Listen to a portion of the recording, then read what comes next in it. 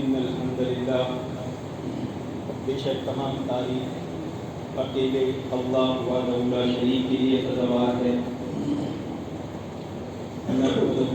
ہم ہمیشہ اس کی حمد بیان کرتے ہیں، ونستعینہ ہر کام میں اس سے مدد طلب کرتے ہیں، ونستغفرہ اپنے گناہوں سے توبہ کرتے ہیں، ونعوذ باللہ من شرور انفسنا اور اپنے نفس کی شرارتوں سے اللہ رب العالمین کی پناہ میں آتے ہیں، ومن سیئات اعمالنا اور اپنے اعمال کی برائیوں سے اللہ رب العالمین کی پناہ میں آتے ہیں،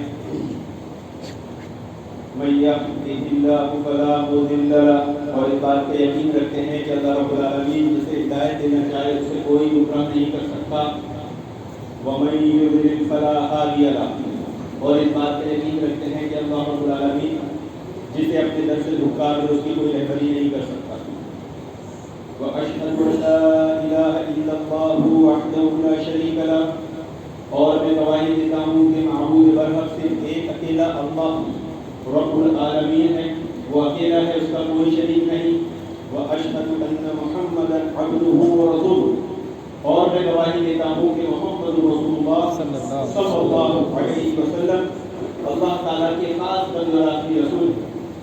اما بعد یا ایھا الذین آمنوا اتقوا اللہ حق تقاتہ ولا تموتن الا وانتم مسلمون، اے ایمان والو اللہ تعالیٰ سے ڈرا کرو جیسا اس سے ڈرنے کا حق ہے، اور دیکھو مرنا تو مسلمان بھی مرنا۔ یا ایھا الناس اتقوا ربکم الذی خلقکم من نفس واحدہ، اے لوگو اس رب سے ڈرو جس نے تمہیں ایک جان سے پیدا کیا، وخلق منها زوجها وبث منهما رجالا كثيرا ونساء اور اس رب سے ڈرو جس نے تمہارے جنس سے تمہارا جوڑا بنایا پھر دنیا میں بہت سارے مرد و عورت پیدا کیے، واتقوا اللہ الذی تساءلون به والارحام اور اس رب سے ڈرو جس کا واسطہ دے کر تم ایک دوسرے سے اپنے حقوق مانگتے ہو، رشتوں کا خیال رکھو، ان اللہ کان علیکم رقیبا بے شک اللہ رب العالمین تمہارا نگراں ہے۔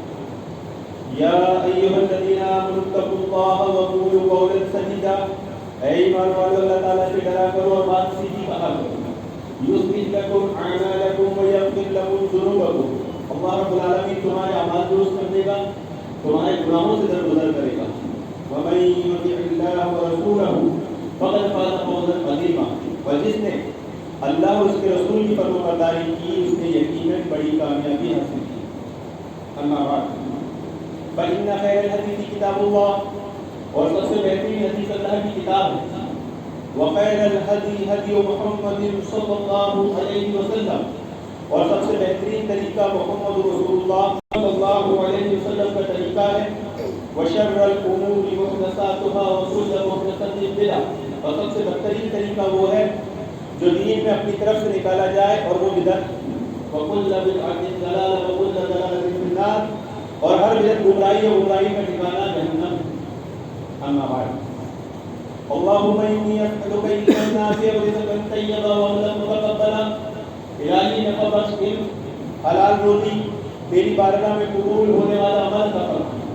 اللهم انی اعوذ بک من عذاب القبر ومن عذاب جہنم ومن فتنة المحیا والممات ومن شر فتنة المسیح الدجال، الہی قبر کے عذاب سے بچا، جہنم کے عذاب سے بچا، زندگی اور موت کے فتنے سے بچا اور دجال کے فتنے سے بچا۔ رب اشرح لی صدری ویسر لی امری واحلل عقدۃ من لسانی یفقہوا قولی، الہی میرے سینے کو کھول دے، میرے کام کو آسان فرما، میری زبان کی گرہ کھول دے تاکہ وہ میری بات سمجھے۔ اللہم رب زدنی علما، اللہم رب زدنی علما، اللہم رب زدنی علما، الہی ہمارے علم میں اضافہ کر۔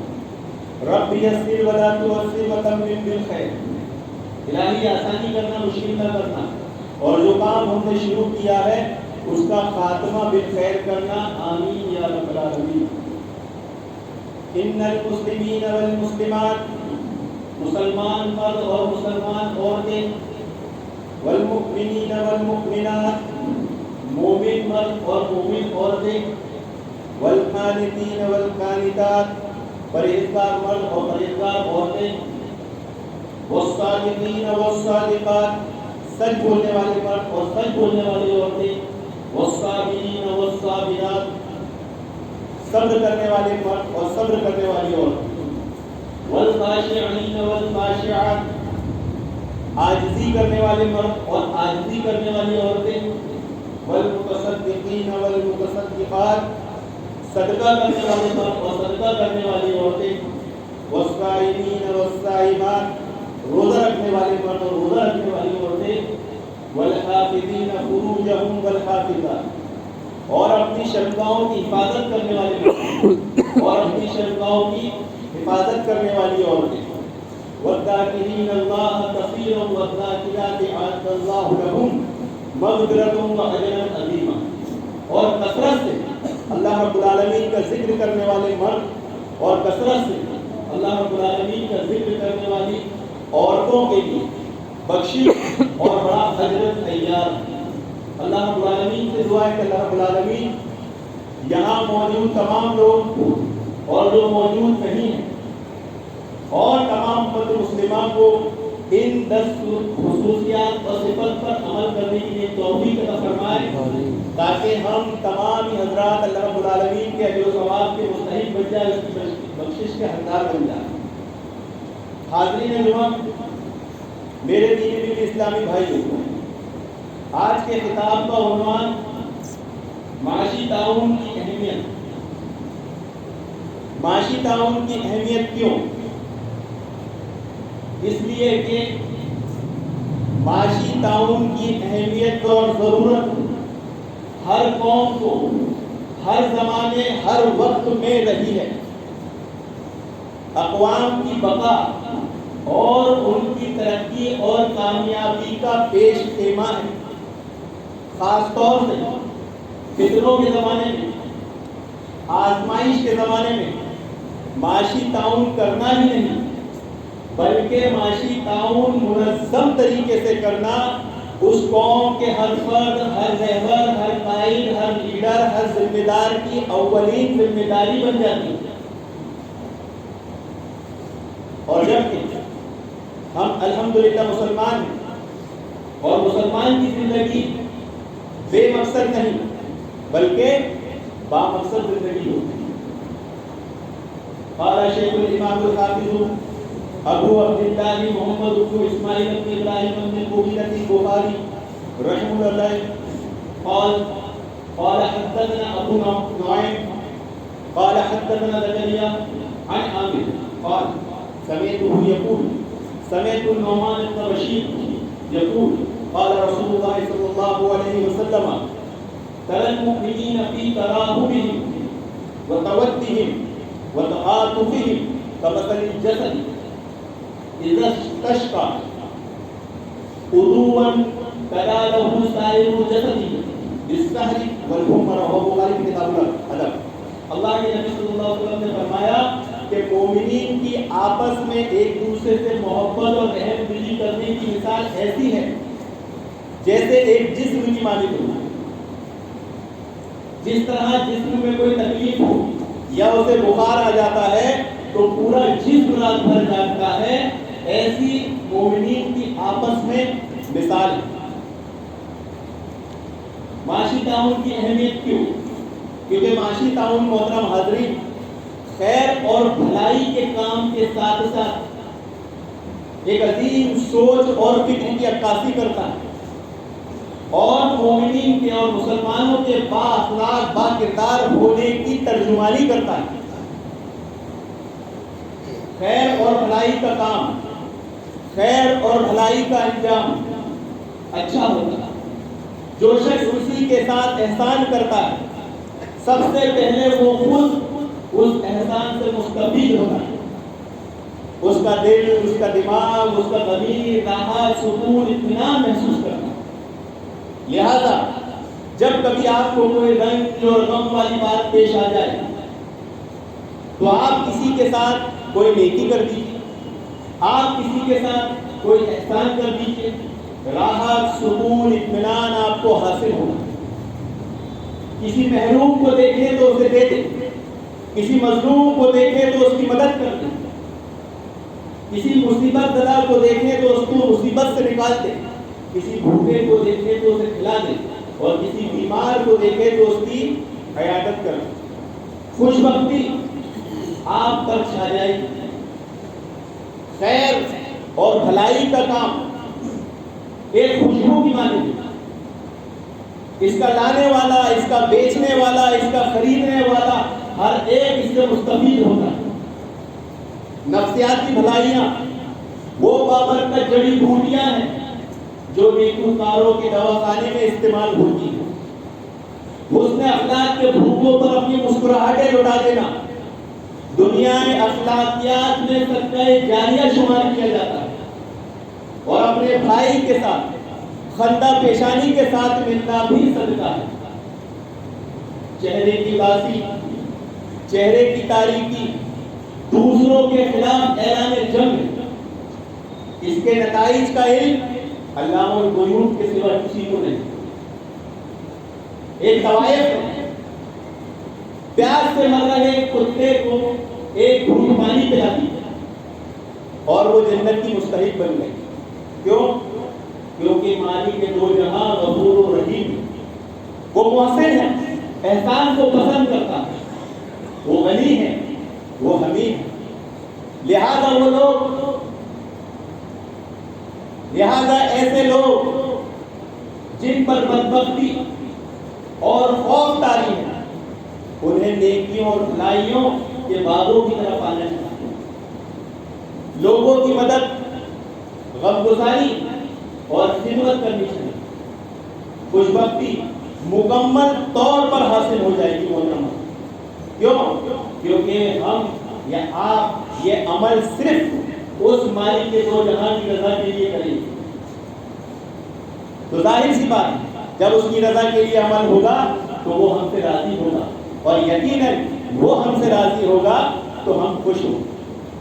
محترم حاضرین، بولنے کا مقصد یہ ہے کہ یہ خیر اور بھلائی کی باتیں سننے میں اتنی اچھی لگتی ہے، اتنا راحت و سکون محسوس ہوتا ہے. تو ان خیر اور بھلائی کی باتوں پہ جو لوگ عمل کرتے ہیں، کرتے ہوں گے، وہ کس قدر سکون، اطمینان، انشراح حاصل کرتے ہوں گے. معاشی تعاون کی اہمیت کیوں؟ کیونکہ معاشی تعاون اسلام کی 5 بنیادوں میں سے بنیاد ہے. قال حدثنا عبید اللہ بن موسیٰ قال اخبرنا حنظلة بن ابی سفیان عن عکرمة بن خالد عن ابن عمر رضی اللہ عنہما قال قال رسول اللہ صلی اللہ علیہ وسلم بني الاسلام على 5 شهادة ان لا اله الا الله وان محمدا رسول الله واقام الصلاة وایتاء الزکاة والحج وصوم رمضان رواه البخاری کتاب الایمان. اللہ کے نبی صلی اللہ علیہ وسلم نے فرمایا کہ اسلام کی بنیاد 5 چیزوں پر رکھی ہے: کلمہ، نماز، روزہ، زکوٰۃ، حج. اس میں زکوٰۃ جو ہے یہ معاشی تعاون ہے. محترمہ، معاشی تعاون کی اہمیت کیوں؟ کیونکہ معاشی تعاون کی اہمیت اس لیے ہے کہ اللہ رب العالمین نے اپنے بندوں کو معاشی تعاون کرنے پہ ابھارا ہے. واللہ فی عون العبد ما کان العبد فی عون اخیہ، کہ جو مسلمان اپنے کسی مسلمان بھائی کی مدد میں رہتا ہے اللہ رب العالمین اس کی مدد میں ہے. معاشی تعاون کی اہمیت کیوں؟ حضرت عثمان رضی اللہ عنہ نے جب دیکھا کہ اللہ کے نبی صلی اللہ علیہ وسلم 2 دن سے بھوکے ہیں، آپ کے گھر میں 2 دن سے چولہا نہیں جلا، فوراً بازار کو دوڑے اور ایک فروٹ کا تھال یا فروٹ کی ڈلیا جو فروٹ کا اس دور میں زمانے میں ہوتا تھا وہ خریدا، لا کے اللہ کے نبی صلی اللہ علیہ وسلم کی خدمت میں حاضر کریں کہ آپ سب سے پہلے اس کو نوش فرمائے، کھائیں، کیونکہ آپ 2 دن سے بھوکے ہیں. اللہ کے نبی صلی اللہ علیہ وسلم بس کھانے کے لیے ہاتھ شروع اٹھاتے ہی کرتے ہی ایک سائل نے آواز لگا دی، مانگنے والے نے آواز لگا دی. اللہ کے نبی صلی اللہ علیہ وسلم نے حضرت عثمان کو کہا یہ پورا کی پورا فروٹ کا تھال، یہ ڈلیا اس سائل کو دے دو. سوچنے والا مقام ہے محترم حاضرین. اگر ہم ہوتے تو کیا کرتے؟ اگر 2 دن کے بھوکے ہوتے تو کیا کرتے؟ حضرت عثمان گئے اس سائل کو وہ دے دیا، لیکن پھر ان کے دل میں خیال آیا کہ ابھی میں پھر بازار جاؤں گا، پھر یہ چیز لے کر آؤں گا، اتنی دیر تک اللہ کے نبی بھوکے رہیں گے تو کیوں نہ میں سائل سے سودا کر دوں۔ تو جو قیمت بازار سے انہوں نے خریدی تھی وہ سائل کو دی اور وہ ڈلیا لی اور پھر اللہ کے نبی کی خدمت میں حاضر۔ جیسے ہی حاضر کیا تھا سائل نے پھر سوال آواز لگا دی، اللہ کے نبی نے کہا جاؤ عثمان دے دو۔ حضرت عثمان گئے، دیکھا تو وہی سائل، اس کو دے دیا، پھر اس سے سودا کیا، پھر وہ ڈلیا لی، پھر اللہ کے نبی کی خدمت میں حاضر۔ اللہ کے نبی جیسے ہی ہاتھ آگے بڑھاتے سائل میں پھر آواز لگائی، اللہ کے نبی نے کہا جاؤ اس کو دے دو۔ تو حضرت عثمان نے کہا اللہ کے نبی یہ وہی سائل ہے، بار بار آتا ہے، میں اس کو دیتا ہوں، اس سے سودا کرتا ہوں اور آپ کی خدمت میں لاتا ہوں، یہ پھر آ جاتا ہے۔ تو اللہ کے نبی صلی اللہ علیہ وسلم نے سائل سے صرف اتنا کہا کہ تو سائل ہے یا تاجر؟ وہی نازل ہوئی وَأَمَّا السَّائِلَ فَلَا تَنْهَرْ کہ سائل کو مت جھڑکو۔ اللہ رب العالمین معاشی تعاون کے لیے اپنے بندوں کو ایسے ابھارتا ہے۔ کیا ابو بکر صدیق رضی اللہ عنہ کا واقعہ ہمیں معلوم نہیں کہ جب حضرت عائشہ رضی اللہ عنہ پہ الزام لگا اور الزام لگنے میں جو سازش ہوئی، سازش میں ایک مہاجر صحابی بھی آ گئے جو ابو بکر صدیق رضی اللہ عنہ کے رشتہ دار بھی تھے، اور صرف رشتہ دار ہی نہیں بلکہ غریب تھے، اور حضرت ابو بکر صدیق رضی اللہ عنہ مالی مدد کیا کرتے تھے، ان کے اخراجات اٹھایا کرتے تھے۔ جب آپ کو یہ بات پتہ چلی کہ میری بیٹی پر الزام لگانے میں یہ لوگ شامل ہیں جن کی میں مالی مدد کرتا ہوں، تو آپ نے قسم کھائی کہ اب آج کے بعد میں ان کی مالی مدد نہیں کروں گا۔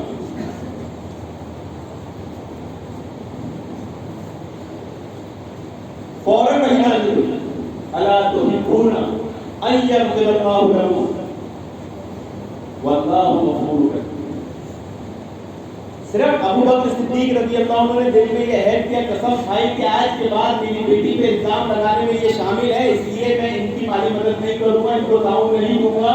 اللہ رب العالمین نے فوراً وحی کے ذریعے کہہ دیا کیا تم اس بات کو پسند نہیں کرتے کہ اللہ رب العالمین تمہیں بخش دے، تم بھی لوگوں کے قصور بخش دو۔ چنانچہ ابو بکر صدیق رضی اللہ عنہ نے نہ صرف ان کا مالی تعاون جاری گزاری کیا بلکہ یہ عہد بھی کیا کہ آئندہ میں کبھی ان کا مالی تعاون نہیں کروں۔ ہاں یہ الگ بات ہے کہ انہوں نے توبہ کر لی، ایسا نہیں کہ وہ الزام لگاتے رہے اور حضرت ابو بکر صدیق کا مالی مدد کرتے رہے، انہوں نے توبہ کر لی اور اپنی قسم کا کفارہ بھی ابو بکر صدیق رضی اللہ عنہ نے ادا کیا۔ تو معاشی تعاون کی اہمیت کیوں محترم حاضرین، اس چیز کو ہمارے اسلاف میں بہت اچھے سے سمجھا ہے، افسوس کہ ہم امت مسلمہ اس کو بھول گئے۔ دشمنوں کی ایسی سازشیں ہوئی ہے کہ اس عظیم کارنامے کو، یہ اسلام کی 5 بنیادوں میں سے ایک بنیاد کو ہم نے پسے کش ڈال دیا ہے، یا اگر ہم کرتے بھی ہیں تو ایک فارمیلٹی کے طور پر کرتے۔ اس کی اہمیت کو سمجھتے ہوئے کیا انصار صحابہ اکرام نے مہاجر صحابہ اکرام کی مہمان نوازی میں پلکیں نہیں بچھا دی؟ جب مہاجر ہجرت کر کے صحابہ اکرام مدینہ گئے تو انصار صحابہ اکرام نے نہ صرف ان کو گھر دیا، ان کو روزی دی، ان کو کھانے کو دیا، بلکہ مدد کی دنیا میں ایسی مثال قائم کر دی کہ رہتی دنیا تک اس کو بیان کیا جاتا رہے گا کہ ایک صحابی نے تو آگے یہاں تک کہہ دیا کہ میری 2 بیویاں ہیں، ایک کو طلاق دے دیتا ہوں، اس سے تم شادی کرو۔ حضرت عثمان رضی اللہ عنہ کا واقعہ آپ کے علم میں ہے کہ نہیں کہ جب مدینہ میں پانی کی کمی ہوئی اور یہودی کا کنواں تھا اور مدینہ کے لوگوں کو پانی کی اشد ضرورت تھی، تو وہ کنواں ڈبل قیمت پر حضرت عثمان نے خرید کر مدینہ والوں کے لیے وقف کر دیا۔ یہاں تک کہ جب حضرت علی رضی اللہ عنہ کو پتہ چلا کہ اللہ کے نبی صلی اللہ علیہ وسلم بھوکے ہیں، کھانے کی تنگی ہے، اور آپ کے علم میں یہ بات تھی کہ وہ یہودی ہے، اس کا کنواں ہے، اور اس کنویں سے ایک ڈول نکال کر دینے پر وہ ایک کھجور دیتا، مہنتانے کے طور پر ایک کھجور دیتا، تو حضرت علی رضی اللہ عنہ اس یہودی کے پاس گئے، اس کے کنویں پر جا کر دن بھر محنت کرتے، دن بھر ڈول سے پانی نکالتے ہیں یہاں تک کہ آپ کے ہاتھ سوکھ جاتے ہیں، اور پھر دن بھر کی محنت میں جب کھجوریں آپ کو ملتی وہ آپ لاتے، خود بھی کھاتے اور اللہ کے نبی صلی اللہ علیہ وسلم کو بھی کھلاتے۔ معاشی تعاون کی اہمیت کیوں؟ کیونکہ معاشی تعاون انسان کو بری موت سے بچاتا ہے۔ ایک صحابی جو نابینا ہے، ہم نے یہ حدیث تو سنی ہوگی، ایک صحابی نے اپنے گھر سے لے کے مسجد تک رسی باندھی تاکہ نماز کے لیے جا سکے، لیکن ایک ایسے بھی صحابی تھے جنہوں نے اپنے گھر میں اپنے بستر سے لے کے اپنے دروازے تک رسی اس لیے باندھی تھی کہ کوئی سائل اگر مانگنے آئے تو میں جا کر اس کو ایک کھجور یا دو کھجور صدقہ کروں۔ اب چونکہ نابینا تھے اور بچے دیکھتے تھے کہ اب والد ہمارے بہت بزرگ ہو چکے ہیں، اتنی عمر میں اتنی تکلیف اٹھاتے ہیں، جانتے ہیں، صدقہ کرتے ہیں، تو بچوں نے اپنے والد کو مشورہ دیا اب آپ کیوں تکلیف کرتے ہیں، ہم ہیں نا، سائل آئے گا تو ہم مدد کر دیں گے، ہم آپ کی یہ کھجور اس کو دے دیں گے۔ انہوں نے کیا کہا؟ نہیں بیٹا، میں اللہ کے نبی صلی اللہ علیہ وسلم کو فرماتے ہوئے سنا تھا کہ جو شخص صدقہ اپنے ہاتھ سے کرتا ہے وہ بری موت سے بچتا ہے۔ تو معاشی تعاون کی برکت یہ ہے محترم حاضرین کہ انسان بری موت سے بچتا ہے۔ آج ہم بھی صدقہ کرتے ہیں لیکن ہمارے صدقے میں یہ جذبہ دکھائی نہیں دیتا، صدقے میں فیشن دکھائی دیتا ہے کہ ہم صدقہ کرنے جاتے ہیں تو کبھی بعض لوگوں کی نیت اچھی بھی ہوتی ہے، بچوں کو آگے کر دیتے ہیں، ایسا ان کے ہاتھ میں دیتے ہیں، وہ اچھی بات ہے، تربیت کریں، لیکن ساتھ میں آپ بھی دینے کی کوشش کریں۔ معاشی تعاون کی اہمیت کیوں؟ کیونکہ معاشی تعاون انسان کو آزمائش کے وقت ثابت قدم رکھتا ہے۔ امام طبرانی کی ڈاکوؤں نے حملہ کر کے 400 بھینسیں لوٹ کے گئے، 400 بھینسیں ڈاکوؤں نے حملہ کیے اور لوٹ کے لے کے چلے گئے۔ یہ بات ان بھینسوں کو سنبھالنے والے غلاموں نے ان تک خبر پہنچائی کہ ڈاکوؤں نے شب خون مارا اور 400 بھینسیں لے کر چلے گئے۔ اب وہ غلام کی قیمت اس زمانے میں 1000 دینار تھی۔ جیسے ہی آپ کو یہ خبر لگی تو انہوں نے غلاموں سے کہا جاؤ تم بھی آزاد ہو۔ بیٹے نے یہ بات سنی، کہا اللہ ابا آپ نے ہمیں برباد کر دیا۔ انہوں نے کہا بیٹا ایسا مت ہے، بلکہ اللہ رب العالمین نے مجھے آزمانا چاہا تو میں نے اس آزمائش میں بڑھ چڑھ کر صدقہ کیا۔ مطلب حاضرین 400 بھینسوں کی اگر ہم قیمت آج کے زمانے میں مانے 5 لاکھ، اور اس زمانے میں لکھپتی لوگ غلام رکھتے تھے، اگر ایک غلام کی قیمت 10,000 مان لیں، 10 غلام کی قیمت کتنی ہوئی؟ 1 لاکھ۔ ادھر ان کا 5 لاکھ کا نقصان ہوا، بدلے میں انہوں نے 1 لاکھ خوشی سے اللہ کی راہ میں صدقہ کیا۔ اور آج ہم پر تکلیف ہے، چاہے لاک ڈاؤن چل رہا ہو، چاہے کورونا چل رہا ہو، چاہے اور کوئی مسائل ہو، چاہے کوئی ریسیشن آیا ہو، ہمارے حالات تنگ ہوتے ہیں تو ہم صدقہ کرتے ہیں یا صدقے سے ہاتھ روکتے ہیں، لوگوں کا معاشی تعاون کرتے ہیں یا اس سے ہاتھ روکتے ہیں۔ آج ہم خود اپنا احتساب لینے کے لیے کافی ہیں۔ معاشی تعاون کی اہمیت کیوں؟ کیونکہ معاشی تعاون لوگوں کی غریبی اور غربت کو دور کرتا، اور اس کے لیے مجھے دوسری مثالیں دینے کی ضرورت نہیں۔ اس شہر میں ہی اگر آپ گھوم کر دیکھ لیں گے آپ کو بے شمار لوگ مل جائیں گے جو غریبی غربت کے دن گزارتے تھے، لیکن ایسے دنوں میں وہ پابندی کے ساتھ 5 روپے، 10 روپے، 2 روپے، 1 روپے، جیسی ان کی طاقت، جیسی ان کی استطاعت تھی، صدقہ کرتے تھے، مستقل کرتے تھے، روز کرتے تھے۔ آج آپ دیکھیں گے وہ خوشحال زندگی، صاحب حیثیت زندگی گزارتے۔ معاشی تعاون کی اہمیت کیوں؟ کیونکہ یہ حقوق کی ادائیگی اور تبلیغ، دین کی تبلیغ میں بہت مددگار ثابت ہوتا ہے۔ ایک بہت بڑے امام عبداللہ بن مبارک رحمہ اللہ علیہ، ان کا پڑوسی ایک یہودی تھا۔ عبداللہ بن مبارک رحمہ اللہ علیہ پہلے اس یہودی کو کھلاتے، بعد میں اپنے اولاد کو کھلاتے. کھانا پہلے اس یہودی کو دیتے, بعد میں اپنی اولاد کو دیتے. یہودی کی حالت بہت خراب ہے. وہ پڑوسی کا, پڑوسی کے حقوق کیا ہے؟ ہم تو کیا سمجھتے ہیں, پہلے اپن کھا لو, بچ جائے تو پھر پڑوسی کو دو.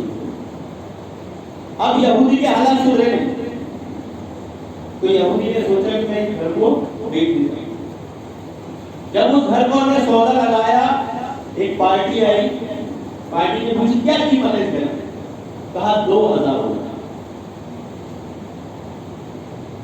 کہا یہ تو بہت زیادہ ہے, اس گھر کی قیمت زیادہ سے زیادہ 1000 روپے ہونا چاہیے. 2000 روپے؟ تو ہاں آپ نے صحیح, اس گھر کی قیمت 1000 روپے ہی ہے.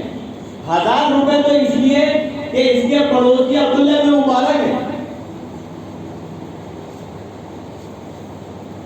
جب یہ بات عبداللہ بن مبارک کو پتہ چلی, انہوں نے دعا کی, پہلے اس کو ہدایت دی اور پھر وہ ہدایت یافتہ ہوا, مسلمان ہوا.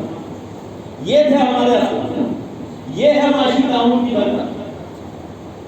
پھر عبداللہ بن مبارک رحمہ اللہ حج کے لیے گئے. راستے میں ایک عورت کو دیکھا کہ وہ کچرے کے ڈھیر میں سے کچھ چن رہی ہے, اور وہ چن کر جانے لگی. اس کا پیچھا کیا, اس کو فالو کیا, اس کے گھر پہنچے, اس سے پوچھا تم کچرے کے ڈھیر میں سے کیوں اٹھانے لگے؟ اس نے کہا کہ ہم 3 دن سے بھوکے ہیں, ایک کوا وہاں مرا پڑا تھا, میں نے اٹھا لیا.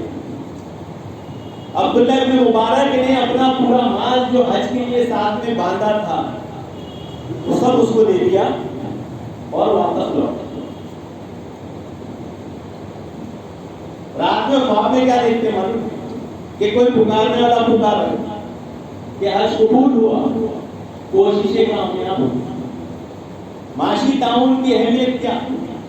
معاشی تعاون کی اہمیت یہ ہے محترم حاضرین کہ یہ توکل کی علامت ہے.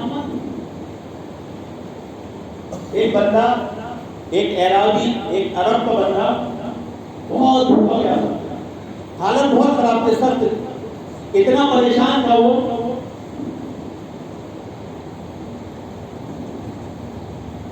کہ کھانا اسے کہیں نہیں مل رہا تھا. تو وہ مکہ کی گلیوں میں جا کے کھانا ڈھونڈ رہا کہ کہیں مجھے کھانے کو کچھ مل جائے. اب کھانے کو اسے کچھ نہیں ملا, البتہ اسے ایک بہت قیمتی ہار ملا. ابن رجب نے لکھا ایک قیمتی ہار ملا, اور وہ بڑا خوش ہوا کہ بڑا قیمتی ہار, اس سے اتنا تو مال آ جائے گا تو میں خوشحال ہو جاؤں. لیکن چونکہ کسی کی امانت تھی, جب وہ واپس اپنے مقام پر پہنچا تو ایک اعلان کر رہا تھا کہ میرا فلاں فلاں ہار کھو گیا. اس نے جو پہچان بتائی تھی, اس نے دیکھا تو وہ ہار وہی تھا. اب اللہ بتائے کہ آدمی کو کھانے کے لیے نہیں ہے, اس کو اگر یہ چیز مل جائے یا ہم کو مل جائے تو ہم کیا کریں؟ اس کے دل میں خیال آ رہا کہ میں اس کو اللہ کی خاطر اس کو دے دیتا ہوں. لیکن امید کیا کیا کہ میرے حالت خراب ہے, کچھ یہ میری مدد کر, بجائے کھانے پینے کی کچھ ہیلپ کر دینا, جب پیسے دے تو اس کا کام آسان ہو جاتا. وہ آدمی نے ہار لیا اور وہ موڑ کے چلا گیا. ایک آدمی کو کھانے کو نہیں ہے محترم حاضرین, اور اس کے ساتھ یہ معاملہ ہو جائے, پھر کیا معاملہ بنا؟ پھر پریشان, گھومتے گھومتے گھومتے دریا کنارے گیا, کسی سواری پر ناؤ میں بیٹھا, اتفاق سے ناؤ دریا میں چلی اور ڈوب گئی. لکڑی کا سہارا پکڑتے پکڑتے کنارے پر پہنچا, وہاں دیکھا کچھ لوگ مسجد میں نماز پڑھ رہے تھے, نماز پڑھنے چلا گیا. وہ نماز پڑھا, قرآن پڑھنے بیٹھ گیا. جب وہ قرآن پڑھنے وہاں پر بیٹھا تو بعض لوگوں نے دیکھا کہ یہ پڑھا لکھا بن گیا. تو اس نے کہا کہ بھائی تم ہمارے بچوں کو تعلیم دے دو گے, پڑھا دو گے, قرآن سکھا دو گے, لکھنا سکھا دو گے, پڑھنا سکھا دو گے, اور آپ تمہیں اس کے بدلے کی کوئی کرتی ہوں. ٹھیک ہے, چلو کھانے پینے کا انتظام ہوگا. اب کچھ دن اس کا پرفارمنس بہت اچھا رہا, تو وہی مسجد کے اطراف کے لوگوں نے مشورہ کیا اور اس کو کہا کہ ہمارے ایک شخص تھا جس کا انتقال ہو گیا, اس کی ایک بیٹی ہے, یتیم ہے, اگر تم چاہو تو اس سے تمہاری شادی کر دیں. اس نے کہا کیا حال ہے, چنانچہ اس کی شادی کر دی. جب ضرورت اس کے سامنے آئی تو وہی ہار اس کے گلے میں, جس ہار کو اس نے اللہ کی خاطر چھوڑا تھا. تو اس نے کہا یہ ہار کا معاملہ کیا ہے؟ تو کہا یہ ہار میرے والد سے مکہ میں کھو گیا تھا. پھر ایک بندہ ملا جس نے ہاتھ آ کر دیا. تو میرے والد روز دعا کرتے کہ میری بیٹی کو ایسا ہی شوہر. تو معاشی تعاون کی اہمیت کیا محترم حاضرین؟ معاشی تعاون صرف دنیا میں ہی محبت کی علامت نہیں ہے بلکہ دنیا سے جانے کے بعد بھی محبت کی علامت ہے. ایک عرب کے شخص نے اس کا آخری وقت چل رہا، اس نے اپنے بڑے بیٹے کو بلایا اور کہا کہ بیٹا میں نے دوسری شادی بھی کیا ہوں اور تیری دوسری ماں فلپین کی ہے. اور وہ ایڈریس اور ان کو نشاندہی بتا دیا کہ اگر میرا انتقال ہو جائے تو اپنی ماں کو ورثے میں سے حصہ دے. اور انتقال کر گیا. قاضی کے پاس کیس گیا، بیٹے نے آ کر بتا دیا کہ میرے والد نے دوسری شادی کی ہے اور مجھے لے جانا پڑے گا. وہ ایڈریس پہ پہنچا، وہ عورت ملی. اس نے پہچان کیا، ہاں بیٹا تم صحیح ایڈریس پہ، میں ہی وہ تمہاری ماں ہوں. اور مجھے خبر لگ گئی کہ میرے شوہر انتقال کرے. اس نے اپنی ماں کو واپس لایا، عرب قاضی کے سامنے پیش کیا، پراپرٹی ڈسٹریبیوٹ ہوئی. 2.5 کروڑ روپے تقریباً اس کے حصے میں، اس عورت کے حصے میں، اس کی دوسری ماں کے حصے میں 2.5 کروڑ روپے آئے. قاضی نے کہا ان کو عمرہ کرا کر بھیجنا واپس. ان کو 2.5 کروڑ کے لیے عمرہ کرا چلے. چند سال گزر گئے، 4 سال 5 سال گزر گئے. پھر اس کو ایک دن یاد آیا کہ میری ماں کی کیا حالت رہا، ماں ہے مل کے دو. جب وہ ملنے گیا تو دیکھتا ہے کہ اس کی وہ ماں اسی حال میں، خستہ حال میں، اسی خستہ حال گھر میں رہ رہی ہے جیسے پہلے تھی. بڑا تعجب ہوا، بڑا معاملہ. 2.5 کروڑ روپے آپ کو ہماری طرف سے ملا تھا اور آپ آج بھی ایسے گھر میں رہتی ہیں. بولا ٹھیک ہے بیٹا میں ایسے گھر میں رہتی ہوں لیکن آؤ تمہیں ایک چیز دکھاتی ہوں. وہ لے کے گئی تو ایک ادارہ بتایا جو یتیم خانہ تھا، مدرسہ تھا جہاں قرآن حفظ کرایا جاتا تھا. انہیں کوٹ کی طرف لے گیا، جیسی دیکھے تو ان کے والد کراتے کہ لوگ محبت سے بہت سی چیزیں بناتے ہیں. میں نے محبت میں اپنے شوہر کی آخرت بنائی. اب وہ واپس آئے، وہ لڑکا آ کر اپنے دوسرے بھائیوں کو بتایا کہ ہماری ماں نے اتنا بڑا کام کیا. انہوں نے بھی تعاون کیا، انہوں نے بھی 5 لاکھ ریال انہوں نے جمع کیا اس مدرسے کو، اس ادارے کو، اس یتیم خانے کی مدد کے لیے ڈیولپ کرنے کے لیے. محترم حاضرین آج ہمارا حال یہ ہے کہ جو صاحب اقتدار لوگ ہیں ان کی اولادیں، ان کی بیویاں ان کے مرنے کا انتظار کرتی ہیں. لیکن معاشی تعاون کا اگر اہمیت جذبہ مسلمانوں کو ہمیں معلوم ہو جائے تو یہ صرف دنیا میں نہیں بلکہ دنیا کے بعد، مرنے کے بعد بھی کام میں آئے. معاشی تعاون کی اہمیت کیوں محترم حاضرین؟ ایک اصول یاد رکھیے، معاشی تعاون انسان کو حرام سے بچاتا ہے.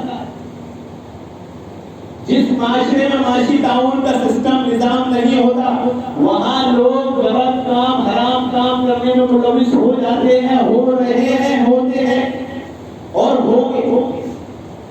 آپ نے حدیث سنی ہوگی کہ 3 لوگ نار میں بند ہو گئے تھے اور تینوں نے دعا کی تھی، وسیلہ لگایا تھا تو غار کا پردہ ہٹ گیا تھا.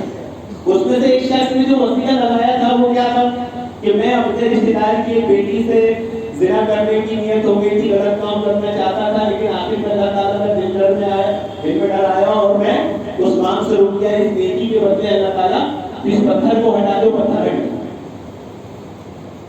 کیا آپ کو معلوم ہے کہ وہ عورت کون تھی؟ اس عورت نے، اس لڑکی نے کبھی کسی کو اپنے جسم نہیں دکھایا، لیکن حالات اس پر ایسے آئے محترم حاضرین کہ اس نے اپنے جسم کا سودا کرنا تھا. تو یاد رکھیں نیکیاں انسان کو حرام سے نہیں بچا سکتی، معاشی تعاون بچاتا ہے. اگر کسی آدمی کی شادی بھی کرائی جائے، کسی لڑکے اور لڑکی کی شادی بھی کرائی جائے اور وہ کتنے متقی پرہیزگار ہو تو کیا امید ہے کہ وہ حرام سے بچ جائیں گے؟ تو معاشی تعاون کی اہمیت اس لیے ہے محترم حاضرین کہ معاشی تعاون انسان کو، مسلمان کو حرام سے بچاتا ہے. معاشی تعاون کی اہمیت کیوں؟ کیونکہ معاشی تعاون ایسی دنیا میں مثالیں پیش کرتا ہے جسے کہہ سکتے ہیں کہ سچی دوستی کی مثال. عرب کے 2 دوست تھے، ایک دوست کا انتقال ہو گیا، اس نے لون لیا تھا، قرض لیا تھا، اس پہ 3 لاکھ ریال کا قرض تھا. اب چونکہ گہرے دوست ہیں، رات میں خواب میں اس کا دوست سے بار بار دکھائی دیتا ہے. بڑے ہی خراب حال، پریشان حال. ایک بار خواب آیا، 2 بار خواب آیا، 3 بار خواب آیا. خواب ہمارے ایسے آتے ہیں، وہ والے خواب نہیں آتے چمتکار کی طرح. ایسے خواب آتے ہیں کہ جس سے انسان کی دنیا آ کر دونوں بنے. ایسے نہیں کہ آدمی شرک و بدعت میں مبتلا ہو جائے، خرافات میں مبتلا ہو جائے. چنانچہ اس نے سوچا کہ ضرور کوئی بات ہے، میں اس کے گھر کی خبر لیتا ہوں. جا گھر گیا، جا کے دیکھا تو پتا چلا میرا یہ دوست 3 لاکھ ریال کے قرض میں ڈوبا ہوا تھا، اور 100% قرض کی وجہ سے اسے قبر میں تکلیف ہوگی. تو جس سے اس نے قرض لیا تھا اس کے پاس کیا تو بھائی جو ایسا بنتا ہے، میرا دوست خواب میں آ رہا ہے، ضرور اس قرض کی وجہ سے تکلیف میں ہے، آپ بھی قرض معاف کر دو یا کوئی صورت نکالو. وہ بھی بڑا مخلص بندہ تھا. اس نے کہا 3 لاکھ ریال، چھوٹا موٹا اماؤنٹ نہیں. کتنے؟ 3 لاکھ ریال. تو ایک کام کرتے ہیں، تم 1 لاکھ ریال دے دو، میں 2 لاکھ ریال معاف کر دوں. وہ تو دوست نہیں ہے.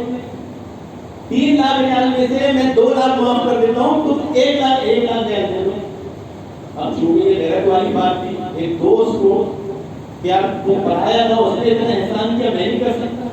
انہوں نے بھی احسان کر دیا. کہا ٹھیک ہے. اس نے اپنا گھر، اپنی دکان، اپنا بزنس سب کچھ بیچ دیا اور 1 لاکھ روپے ادا کر دیا.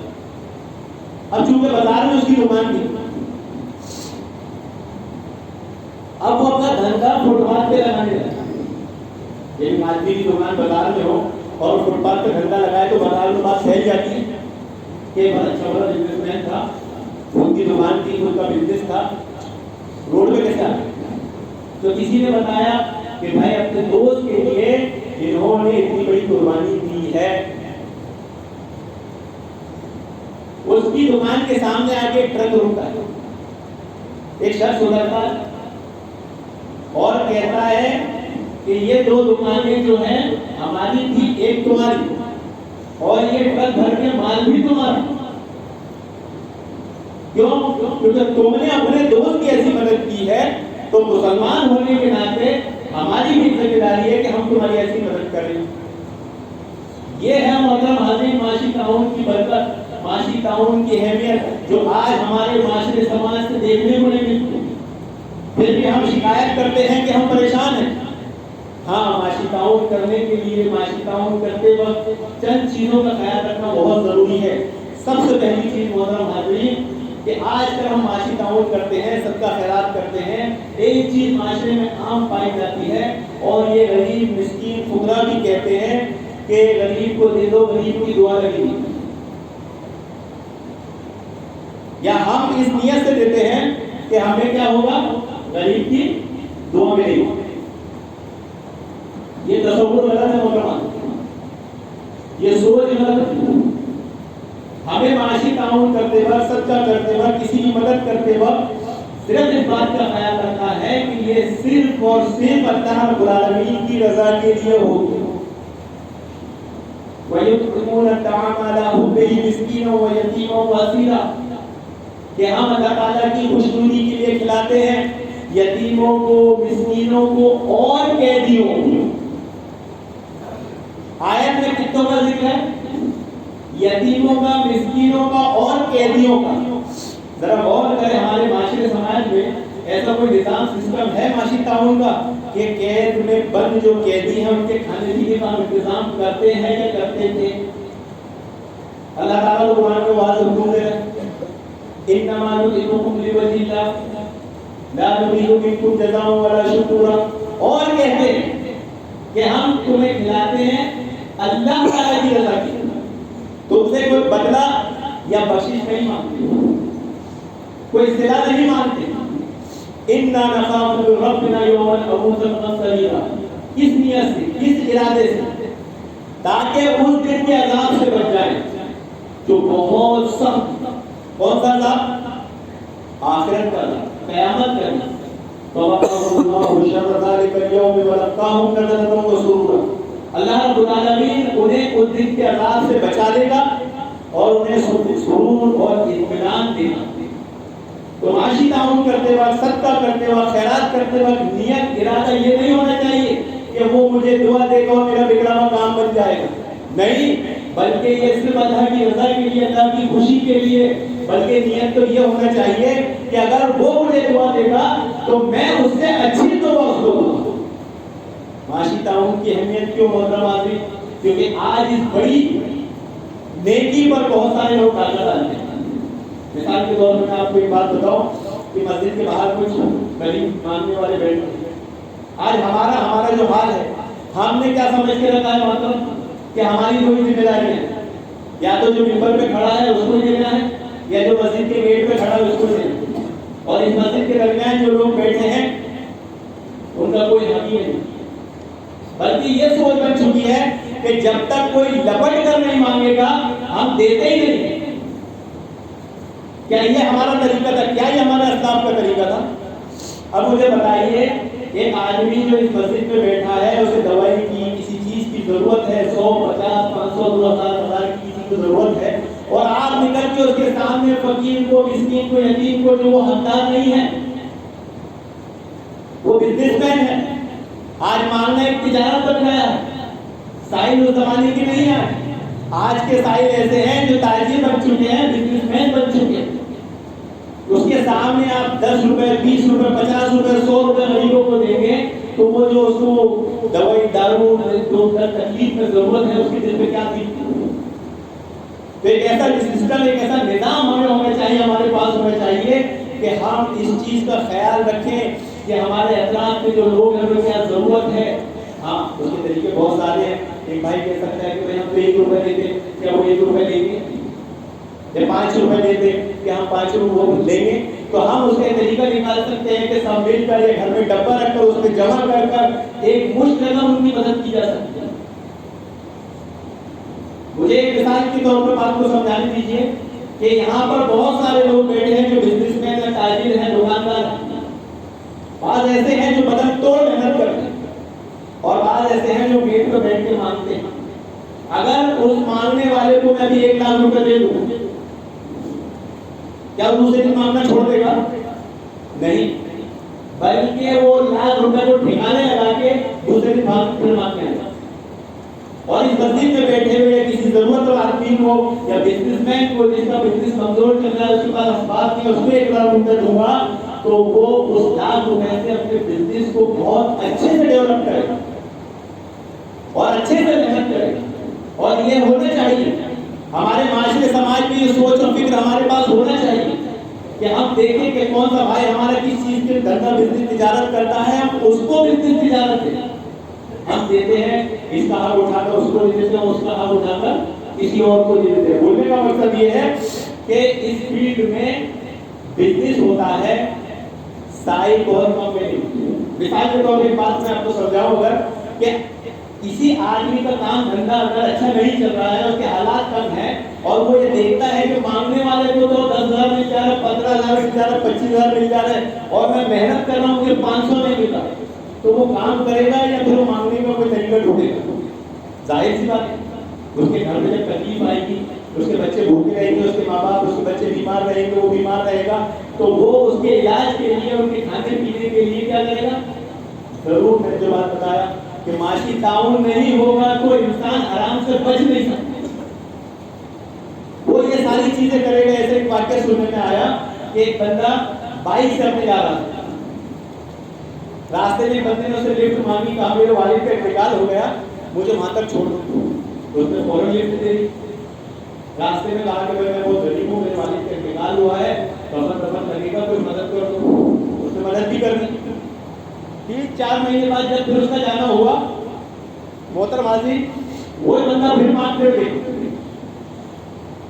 کہا 3-4 مہینے پہلے تو جہاں تک میری یادداشت بتا رہی ہے تو وہی بند ہوئی.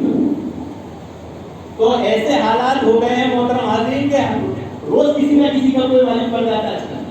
ہائی وے وغیرہ پہ ایسے واقعات دیکھنے میں آ رہے ہیں. تو اصول یاد رکھیں کہ معاشی تعاون کرنا ہر مسلمان کی آج کے دور میں اولین ذمہ داری ہے، لیکن معاشی تعاون کرتے وقت اس کی تحقیق کرنا بھی ہر مسلمان کی اولین ذمہ داری ہے۔ آپ کسی کے تعاون کرتے ہیں، مدد کرتے ہیں اور بنا تحقیق کے کرتے ہیں تو آپ اس غلط فہمی سے نکل جائیں کہ آپ کو نیکی ملے گی۔ بعض لوگ کیا کرتے ہیں، ہم نے تو دے دیا نا، اس کا معاملہ جانے، اللہ تو ہمیں اجر دے گا۔ جی نہیں، یہ عبادت ہے، عبادت تحقیق کے ذریعے کی جائے گی، تحقیق سے کی جائے گی۔ بنا تحقیق کے نماز پڑھیں گے تو قبول ہوگی کیا؟ بنا حدیث کے نماز پڑھیں گے قبول ہوگی کیا؟ نہیں۔ تو یہ عبادت ہے، عبادت میں تحقیق لگے گی، ورنہ آپ کو ثواب نہیں الٹا عذاب ملے گا، الٹا آپ کو عذاب ملے گا۔ تو کسی کا تعاون کرتے وقت برابر سے تحقیق کر لیں، ہاں یہ مسئلہ بھی آتا ہے، وہ کام دھندہ نہیں کرتا، اس کے پاس کوئی کام نہیں ہے، تو ایسے آدمی کی مدد کریں کہ نہیں کریں، ایک مسئلہ یہ ہوتا ہے۔ اب ظاہر سی بات ہے، جب کوئی بندہ تکلیف میں ہو، پریشانی میں ہو، دکھ میں، درد میں، مصیبت میں، بھوکا ہو، کام نہ کرتا ہو، کام نہ کرتا ایک مسئلہ ہے، لیکن بھوکا پیاسا ہوگا تو اس کا درد دل میں انسان کی ہوگا، اس کی مدد کرنے کی وہ سوچے گا اور کرتے ہیں۔ تو ایسی صورت میں ہمیں کیا کرنا چاہیے؟ مدد کرنا چاہیے۔ مدد کرنا تو بہت دور کی بات، محترم حاضرین، ایسے لوگوں کو سب سے پہلے درکار لگانی چاہیے۔ حضرت عمر رضی اللہ عنہ مسجد نبوی میں داخل ہوئے، چند نوجوان بیٹھے،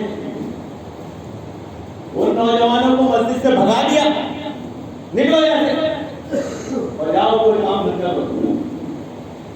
تو جو آدمی اپنی جوانی کے دنوں میں نکما بیٹھا ہے، کوئی کام نہ کرے، تو پھر آگے جا کر مصیبت پریشانی کے وقت وہ کیا کرے گا؟ محترم، جب اس پر کوئی آفت آئے گی تو پھر وہ کیا کرے گا؟ ہاتھی تو پھیلائے گا۔ تو معاشی تعاون کرتے وقت ان چیزوں کا خیال رکھنا ضروری ہے، اور آج یہ چیز ایک بدعت کے طور پر بھی بڑھتے جا رہی ہے۔ کبھی غور کیا آپ نے؟ پہلے جمعرات آتی تھی تو مانگنے والے گھر پر آ کر مانگتے تھے اور باقاعدہ دیا بھی جاتا تھا۔ اب تھوڑا ڈیولپ ہو گیا، اب جمعرات آتی ہے تو مانگنے والے دکانوں پر بھی برابر جاتے ہیں اور دکان والے باقاعدہ کوئن ایک ایک دو دو روپے کا جمعرات سے پہلے ہی جمع کر کے رکھ لیتے ہیں کہ کوئی بھی سائل آئے گا، غریب آئے گا تو اس کو ہم دیں گے اور دیتے ہیں۔ کبھی غور کیے؟ یہ بھی تو صدقہ بھی تو عبادت ہے، اور اس کو ایک دن کا تعین کرنا، اس طرح طریقہ لازم کر لینا، دینا، یہ چلتے چلتے بدعت کی شکل اختیار کر چکا ہے، اختیار کر لے گا۔ تو ان چیزوں سے بھی پرہیز کرنا چاہیے، کیونکہ بعض لوگوں نے اس کو تجارت اور بزنس بنا لیا، انہیں دیکھ لیا کہ مانگنے سے مل جاتا ہے تو کام کرنے کی کیا ضرورت ہے، محنت کرنے کی کیا ضرورت ہے۔ بولنے کا مقصد یہ ہے کہ جو لوگ محنت کر رہے ہیں ہم ان کا ساتھ دیں، یہ ان کا حق ہے۔ ایک بچہ تھا اپنا جو معذور تھا، دودھ بیچتا تھا، یہاں پر دودھ کی دکان لگاتا تھا، ابھی بند ہو گئی۔ کیا ہم نے کبھی سوچا ہے کہ اس بچے نے اتنی محنت کیا ہے دودھ بیچنے کے لیے، محنت ایمانداری کا کام کیا، معذور ہے، کبھی ہم نے اس سے جا کر دودھ خریدنے کی کوشش کی ہے؟ کبھی ہمارے دل میں وہ درد آیا ہے؟ نہیں۔ ہاں یہ الگ مسئلہ ہے کہ بھائی دور رہتا ہے، کیسے آئیں گے؟ ہاں یہ سب چیزوں کو آپ کو مینٹین کرنا پڑے گا۔ اگر ایک قوم، ایک ملت بننا ہے، ایک جذبہ دل میں رکھنا ہے، دنیا اور آخرت کی فکر کرنا ہے، محترم حاضرین، تو آپ کو یہ سوچ اور فکر رکھنا پڑے گی کہ ہمارے جو بھی بھائی بزنس کرتے ہیں، تجارت کرتے ہیں، ہم مال انہیں سے لیں، مال انہیں سے لیں۔ اگر وہ تھوڑا سا مہنگا دیتے ہیں تب بھی ان سے لیں، یہ نہیں کہ 1 2 روپے 5 روپے کے فرق کی وجہ سے ہم ان کو چھوڑ دیں۔ اس سے معاشی تعاون ہوگا کیا؟ نہیں۔ جیسے مثال کے طور پر آج معاشرے میں ایک چیز عام ہے، محترم حاضرین، میں آپ کو 10 منٹ لوں گا، عنوان بہت امپورٹنٹ ہے، قیمتی ہے۔ اگر کوئی چیز 80 روپے کی ہے تو مارکیٹ میں بیچنے والا کبھی بھی اس کو 80 روپے میں نہیں بیچتا۔ آپ دیکھیں گے تو 100 روپے 120 روپے قیمت لگائے گا، اس سے پوچھا جائے گا کیوں؟ کہ وہ 80 روپے بولوں تو 80 دے گا ہی نہیں۔ ابھی آپ کی غلطی نہیں، یہ پورے معاشرے کا محترم حاضرین نظام ایسا ہے۔ تو ہمیں ایک ایسا سسٹم، ایسی چیز تیار کرنا ہے، ایسے اعمال کرنا ہے کہ ہمارا بندہ جو تجارت کرے یا ہم پرچیزنگ کرے تو ہم پوری محنت سے کریں۔ 80 کا ہے تو 80 بولے، اور 80 کا ہے تو 80 میں، ہم کیا سوچتے ہیں معلوم کہ تعلقات ہیں تو 80 کی چیز کو 50 میں دینا، اور ظاہر سی بات ہے جس کے تعلقات ہوتے محترم حاضرین وہ بڑی محبت کرتا ہے. تو یہ ایسی محبت کس کام کی جو ہمارے بھائی کو ہی نقصان میں ڈالے؟ 10 روپے میں کون سی ہماری بلڈنگ کھڑی ہونے والی یا 10 روپے میں اس کا کون سا محل بننے والا ہے؟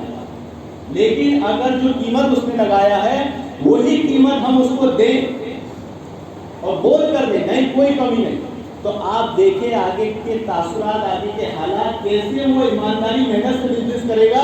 کبھی اس کے پاس کوئی مال خراب ہوگا اور آپ لینے آئیں گے تو آپ کو دے گا نہیں. بولے بھائی اچھا ہے، لیکن 80 کے 60 کریں گے نا تو اگلی بار آپ کو 60 میں مال دے دے گا. بولے 20 اس ٹائم کے کور. تو معاشی تعاون کرتے وقت جو ایک خاص چیز کا خیال رکھنا ہے محترم حاضرین وہ یہ کہ کون سا مال اللہ کی راہ میں خرچ ہے، یہ بھی ایک مسئلہ اور یہ سب سے قیمتی مسئلہ ہے. آج اگر ہمارے حالات اور ہمارے دن نہیں بدل رہے ہیں، آج مسلمان جو پریشانی اور تکلیف میں مبتلا ہے اس کی اگر وجوہات دیکھی جائے تو اس میں ایک سب سے بڑی وجہ یہ ہے کہ معاشی تعاون کون سے مال سے کرنا چاہیے وہ مسلمانوں کو نہیں معلوم.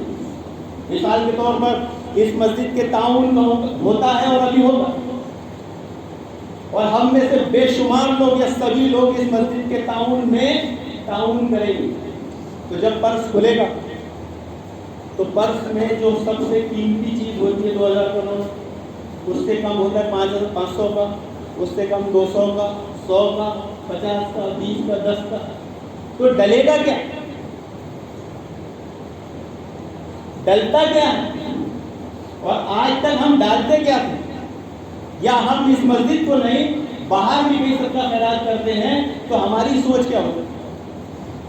وہی 10 روپے، وہی 5 روپے، وہی 20 روپے. کوئی اللہ کا بندہ ہوگا جو 100 500 ڈالتا ہوگا. مجموعی طور پہ عمل نہیں ہوگا. جب تک مجموعی طور پہ عمل نہیں ہوگا معاشرہ، سماج، قوم ترقی نہیں کر سکتی. کیوں؟ کیونکہ اصول قاعدہ نہیں معلوم کہ اللہ رب العالمین کے لیے محبوب مال خرچ کرنا چاہیے. اللہ کی راہ میں کون سا مال خرچ کرنا چاہیے؟ محبوب ہے. یہ قاعدہ کے اصول محترم حاضرین آج مسلمان بھول چکے ہیں. مثال کے طور پہ میں آپ کو ایک بات بتاؤں کہ عبداللہ بن عمر رضی اللہ عنہ 2 مہینے سے بیمار تھے. 2 مہینے سے بیمار تھے. اب جب صحتیاب ہوئے مچھلی کھانے کو دل کی. آپ سمجھ سکتے ہیں کہ جو آدمی 2 مہینے سے بیمار ہو اور بیماری سے ہو تو اس کا دل چٹپٹا کھانے کو کیسے کرتے ہیں؟ عبداللہ بن عمر کا دل بھی کیا کہ مچھلی کھاؤ. آپ کی بیوی سے کہا، بیوی نے فوراً بولا آپ کو بازار میں بھیجا جاؤ مچھلی لے کر. اتفاق سے مچھلی بازار میں. ایک آدمی کو طلب ہے، بیماری سے اٹھا ہے، چٹپٹا کھانے کو اور مارکیٹ میں نہیں ہے. کیا بیتتی ہے، کیا بیتتی ہوگی سب جاننا. گھر میں اگر سامان نہیں ہو ہمارا کچھ کھانے کو دل کرے تو کیا بیتتی. جیسے ہی بازار میں مچھلی آئی بیوی نے غلام کو بھیجا، جا کے انہوں نے مچھلی خرید کے لائی، پکایا، عبداللہ بن عمر کی خدمت میں حاضر کیا. جیسے ہی حاضر کیا تھا صاحب نے سوال کیا، آواز لگائی. عبداللہ بن عمر نے کہا یہ مچھلی اٹھا کے صاحب کو دے دو،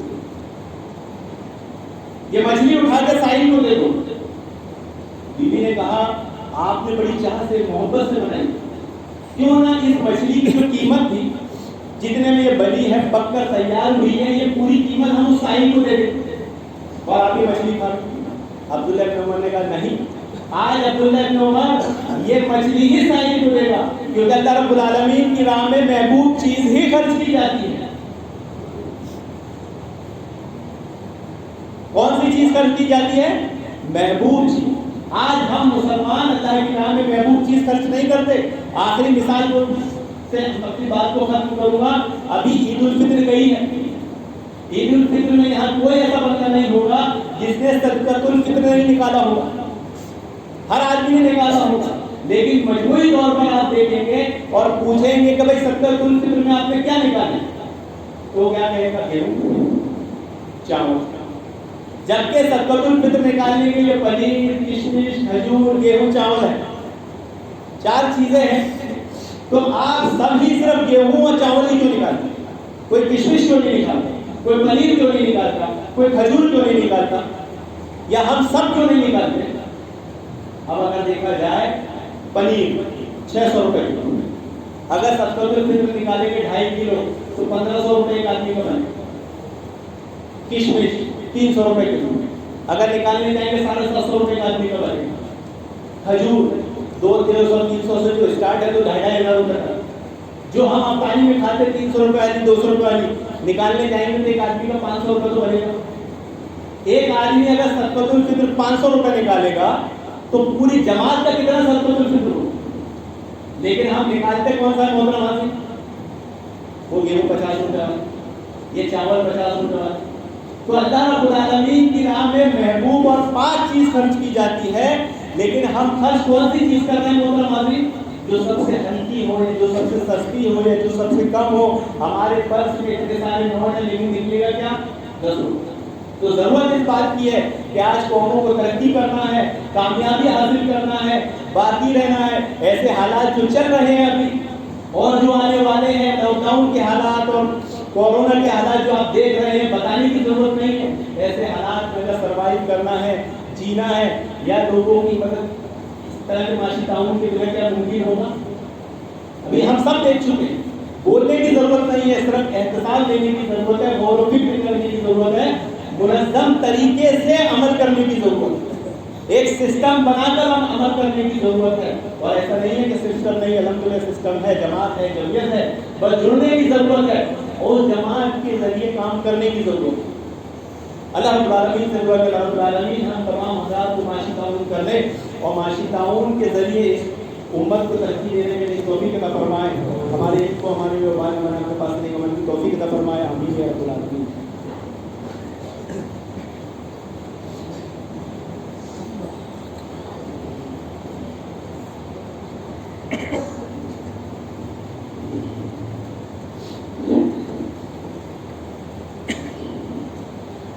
إن الحمد لله نحمده ونستعينه ونستغفره ونعوذ بالله من شرور أنفسنا ومن سيئات أعمالنا من يهده الله فلا مضل له ومن يضلل فلا هادي له وأشهد أن لا إله إلا الله وحده لا شريك